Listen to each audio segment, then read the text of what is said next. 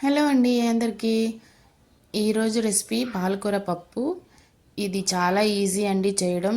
ఇది హెల్త్కి కూడా చాలా మంచిది. పిల్లలు పెద్దలు ఎవరు తిన్నా చాలా మంచిది, ఐరన్ ఉంటుంది కాబట్టి. సో ఇది ఎలా ప్రిపేర్ చేసుకోవాలో 2 మినిట్స్లో మనం తెలుసుకుందాం. ముందుగా 1.5 కప్పు కందిపప్పుని తీసుకొని 2 టైమ్స్ వాష్ చేసుకొని తర్వాత 3 కప్పుల నీళ్ళని దానికి యాడ్ చేసి 10 మినిట్స్ నానబెట్టుకుందాం.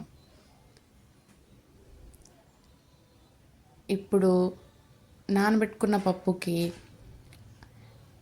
7-8 పచ్చిమిరపకాయలు, 2 ఉల్లిపాయలు, 2 టమాటాలు, కొంచెం రాళ్ళ ఉప్పు,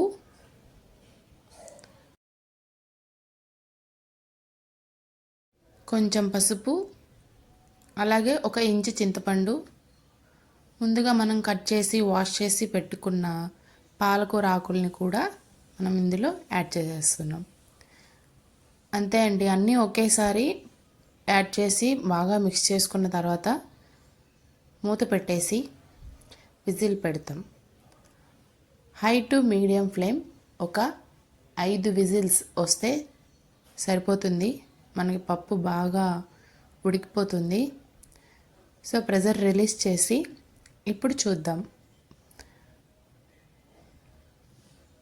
చూసారు కదా, పప్పు బాగా మెత్తగా అయింది. ఇప్పుడు దీనికి తాలింపు కోసం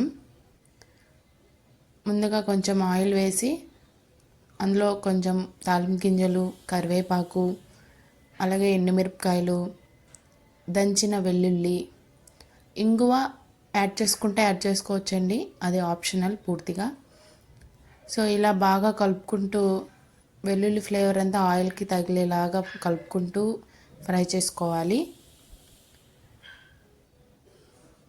తర్వాత దీన్ని పప్పుకి యాడ్ చేస్తాం. చూసారు కదా, అంతే అండి, పప్పు రెడీ అయిపోయింది. So thanks for watching. Like, share, subscribe, comment కూడా చేయొచ్చు. Bye bye.